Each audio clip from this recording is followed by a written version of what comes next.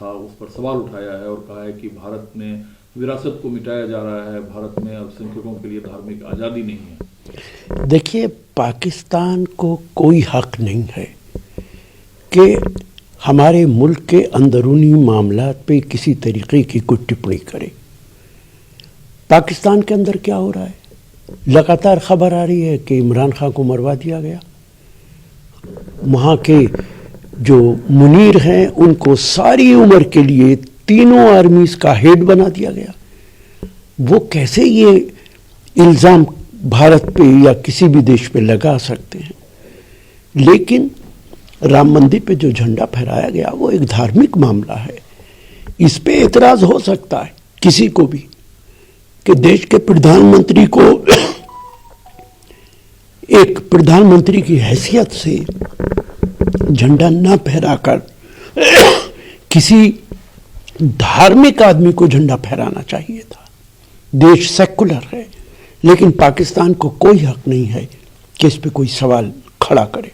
लेकिन सर, प्रधानमंत्री भी एक व्यक्ति होते हैं और व्यक्ति का भी एक धर्म होता है। व्यक्ति का एक धर्म होता है बिलाशुबा, लेकिन प्रधानमंत्री देश का प्रधानमंत्री है। वो अगर राम मंदिर पे झंडा फहराते हैं, कल को अगर मस्जिद वाले कहें कि हमारे यहाँ झंडा फहराइए, आप उनके भी प्रधानमंत्री हैं। गुरुद्वारे वाले कहें कि हमारे यहाँ भी झंडा फहरा दीजिए, चर्च वाले कहें हमारे यहाँ भी फहरा दीजिए, तो क्या ये संभव है? चूंकि प्रधानमंत्री तो 140 करोड़ लोगों का प्रधानमंत्री है। संविधान सेकुलर है। हुकूमत कैसे की जाती है, पंडित जवाहरलाल नेहरू से सीखना चाहिए कि सेकुलर मुल्क में सेकुलर संविधान के अंदर किस तरीके से हुकूमत चलाई जाती है। लेकिन पाकिस्तान खुद इस्लामोफोबिया से ग्रसित है। पाकिस्तान का ये आरोप भारत पर कि भारत इस्लामोफोबिया से ग्रसित है। मैं पहले कह चुका, पाकिस्तान को कोई हक नहीं पहुंचता है। पाकिस्तान के अंदर न डेमोक्रेसी है। पाकिस्तान के अंदर जिस तरीके के हालात हैं उनको तो डिक्शनरी में कोई लफ्ज़ तलाश किया जाए तो नहीं मिलेगा। तानाशाही से भी 2 कदम आगे हैं वो लोग। पाकिस्तान को कोई हक नहीं है कि वो भारत के किसी भी मामले के अंदर किसी तरीके का कोई सवाल उठाए। फिर आप लोग कहेंगे कि भाजपा इस तरह की आवाज़ उठाती है या इस तरह की खबरों को हवा देती है, लेकिन स्थिति तो कांग्रेस रूल कर्नाटका में जो है वो पार्टी के अंदर से जिस तरह की आवाज़ें आ रही है, इससे पता चल रहा है कि कर्नाटका में सब चीज़ ठीक नहीं है। लीडरशिप मिलने को टाइम नहीं दे रहे हैं। एक सीएम की कुर्सी होती है, उस पर दावे कई किए जा रहे हैं। देखिए, कर्नाटका के अंदर जो भी कुछ हो रहा है उसको हवा ज़्यादा दी जा रही है। कप बाहर से बहुत गर्म है, कप के अंदर की चाय इतनी गर्म नहीं है। लेकिन फिर भी कर्नाटका की इस समस्या को जल्द से जल्द हाईकमांड को निपटाना चाहिए। लेकिन डीके शिव कुमार खुद कह रहे हैं कि 29 तारीख को सोनिया गांधी से मिल सकते हैं। खबर यह है कि राहुल गांधी की तरफ से कहा गया कि वो इंतजार करें, उनसे राहुल गांधी जल्द बात करेंगे। मल्लिकार्जुन खड़गे कह रहे हैं कि आला कमान, मतलब वो खुद सोनिया गांधी और राहुल गांधी जल्द इस मुद्दे पर बातचीत करेंगे। एक फार्मूले की बात की जाती है जो 2023 में की गई थी, 50-50 फार्मूला। इतनी सारी बातें हैं तो फिर कब बाहर से भी गर्म है, कब अंदर से भी गर्म है? देखिए, हर पार्टी के अंदर जहां सत्ता होती है इस तरीके की समस्याएं पैदा होती रहती हैं। आपने नहीं देखा कि राजस्थान के अंदर वसुंधरा राजे के साथ क्या हुआ है? क्या वसुंधरा राजे इत्तफाक करती थी जो मौजूदा मुख्यमंत्री है? बीजेपी के अंदर भी ये होता रहा है। तो कांग्रेस के अंदर अगर ऐसा हो रहा है उसे निश्चित तौर से सॉर्ट आउट करना चाहिए और जल्दी करना चाहिए। लेकिन ये जिम्मेदारी किसकी है? जिम्मेदारी क्या ये राहुल गांधी की नहीं है? चूंकि आपने देखा इससे पहले भी कई राज्यों में कांग्रेस को नुकसान झेलना पड़ा है। ये जिम्मेदारी किसकी है? रोज की खबरें, रोज की खटपट और राहुल गांधी चुप्पी साधे हुए मुलाकात। देखिए ये जिम्मेदारी पूरी हाईकमांड की है और कांग्रेस पार्टी के अध्यक्ष राहुल गांधी नहीं है। कांग्रेस पार्टी के अध्यक्ष खड़गे साहब हैं। खड़गे साहब को इस मामले को जल्द से जल्द हल करना चाहिए। कांग्रेस में हाईकमान का मतलब कांग्रेस अध्यक्ष होता है?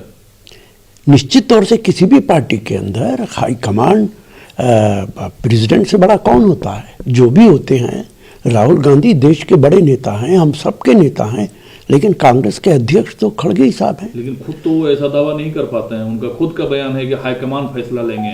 फिर दूसरे दिन उन्होंने उस बयान को ठीक किया कि हाईकमान मतलब हम और राहुल जी सोनिया जी मिलकर। तो हाईकमान का मतलब ही डिफाइन नहीं है कांग्रेस में। देखिए, ऐसा नहीं है, उनकी बात ठीक है। आप राहुल गांधी को तो नजरअंदाज नहीं कर सकते, मास लीडर हैं।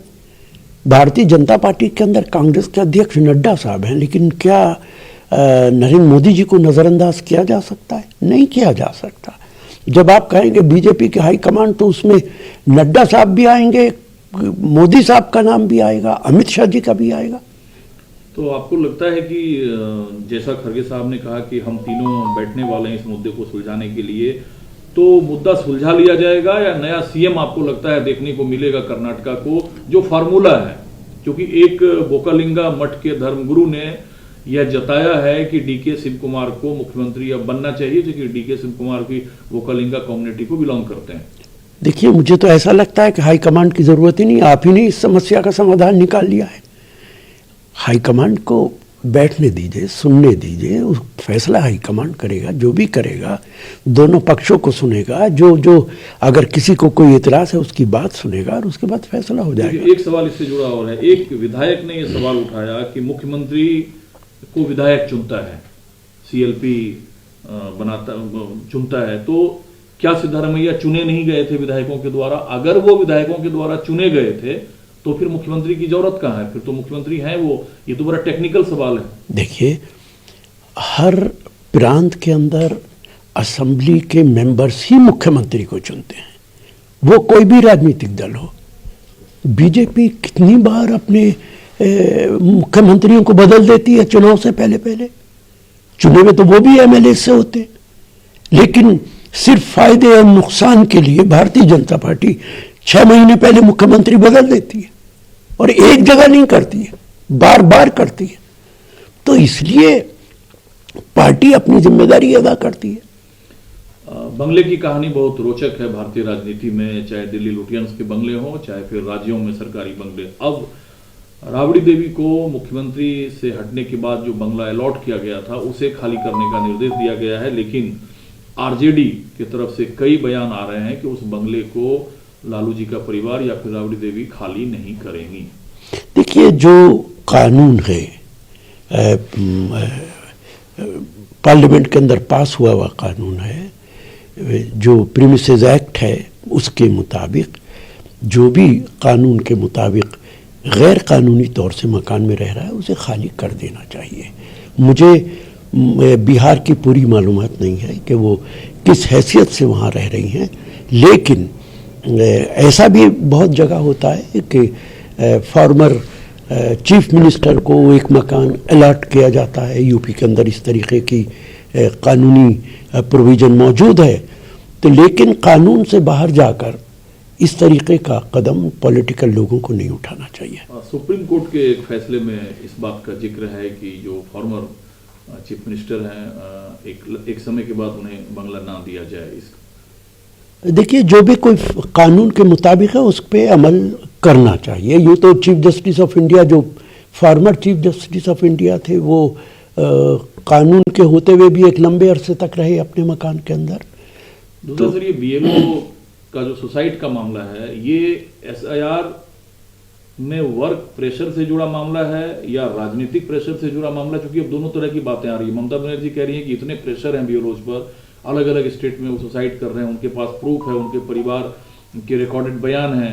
बीजेपी का कहना है कि राजनीतिक दबाव ममता बनर्जी इतना डाल रही है जिस वजह से बीएलओ जो है वो प्रेशर में है। आखिरकार एसआईआर प्रोसेस के बीच लोगों की जान जा रही है। देखिए, बीएलओ का ताल्लुक भारतीय जनता पार्टी से है या इलेक्शन कमीशन से है? इलेक्शन कमीशन को क्लैरिफाई करना चाहिए। जब भी कोई सवाल इलेक्शन कमीशन पे उठता है उसके जवाब बीजेपी देती है, जिससे शक और शुबा और ज्यादा मजबूत होता है कि बीजेपी और इलेक्शन कमीशन के बीच किस तरीके का एग्रीमेंट है।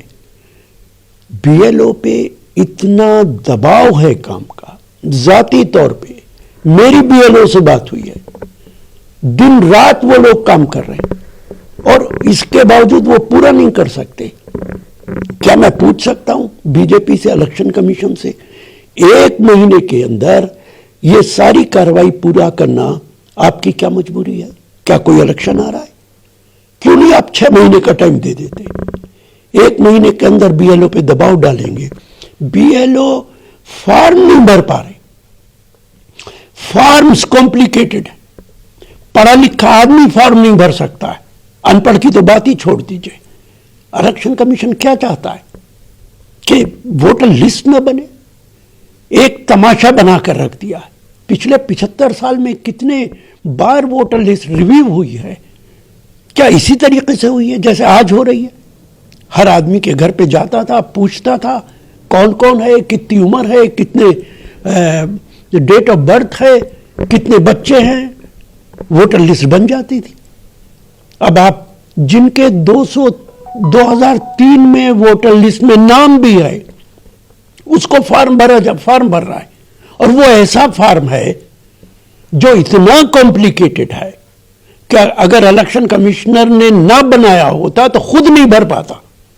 लेकिन सवाल सर ये गहराते जा रहा है कि राज्य दर राज्य वोटर लिस्ट की शुद्धि प्रक्रिया पर कांग्रेस या विपक्षी पार्टियां सवाल उठाती है। गौरव गोगोई जो अध्यक्ष हैं असम के, उन्होंने कहा है कि हिमंता बिस्वा शर्मा जो है वो वोटर लिस्ट में बिहार और यूपी के भाजपा कार्यकर्ताओं को वोटर के तौर पर लिस्टेड कर रहे हैं। देखिए, बिल्कुल सही ये खबर है।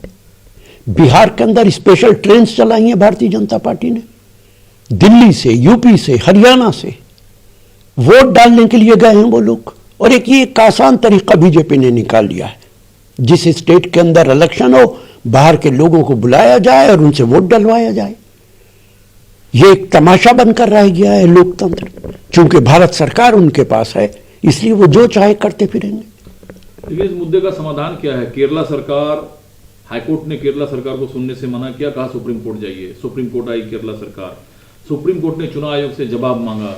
चुनाव आयोग की तरफ से वकील ने जवाब दिया सुप्रीम कोर्ट में कि केरला में 99% एप्लीकेशन फॉर्म बांटे जा चुके हैं, 50% लोगों के फॉर्म भरवाए जा चुके हैं, एसआईआर को नहीं रोका जा सकता, एसआईआर होगा केरला में। देखिए, ये तो हट धर्मी है इलेक्शन कमीशन की कि 50% भरे गए हैं और भरे जाएंगे।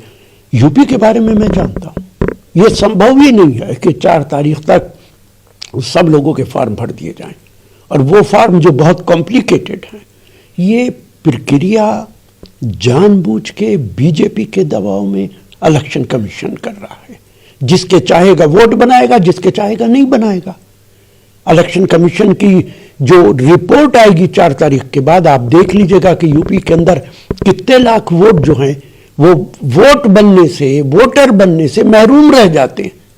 अभी 1 हफ्ते की बात है, आपको अंदाजा हो जाएगा। और दुनिया का पहला देश हमारा बनता जा रहा है जहां आप भारतीयों से ही पूछ रहे हैं क्या तुम भारतीय हो, अगर हो तो सबूत दो। इससे बड़ा तमाशा और क्या हो सकता है? एक सर आखिरी सवाल, हालांकि सीधा ताल्लुक आपका इससे नहीं है, लेकिन चूंकि आपका एक लंबा राजनीतिक करियर रहा है, आज बिहार को लेकर समीक्षा बैठक है।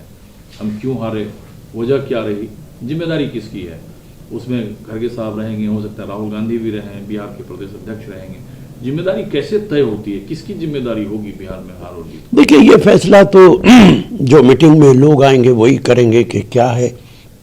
लेकिन बिहार के अंदर प्रोटेस्ट भी हुआ है कुछ लोगों के खिलाफ, वहाँ पे पार्टी से लोगों को निकाला भी गया है, और ये बहुत तकलीफ की बात है, चिंता की बात है कि हम 60 सीटें लड़े और 6 सीटें जीते। इससे पूरे भारत के अंदर हमारे ऊपर सवालिया निशान लग रहा है। इसकी न सिर्फ ये कि चिंता होनी चाहिए, जो लोग जिम्मेदार हैं उनके खिलाफ कार्रवाई होनी चाहिए। तय कैसे होती है जिम्मेदारी? जिम्मेदारी इसलिए तय होगी कि जिन लोगों को संगठन बनाने की जिम्मेदारी थी उनकी अकाउंटेबिलिटी हो। आपने संगठन बनाया कि नहीं बनाया? आप ऑब्जर्वर भेजिए कि संगठन है कि नहीं है, पोलिंग स्टेशन तक हमारा वर्कर है कि नहीं है। जिन लोगों ने टिकट बांटे उनकी जिम्मेदारी तय होनी चाहिए। आपने ठीक टिकट बांटे कि नहीं बांटे? अगर टिकट ठीक नहीं बांटे तो क्यों नहीं बांटे? जब तक ये तय नहीं होगा, सिर्फ बैठ के चिंता करने से कोई फर्क नहीं पड़ेगा। भारत का संविधान, भारत का लोकतंत्र खतरे में है। कांग्रेस पार्टी हम सबके ऊपर बड़ी जिम्मेदारी है, पूरे विपक्ष पे जिम्मेदारी है। इसलिए हमें इन तमाम बातों की तैयारी करनी पड़ेगी।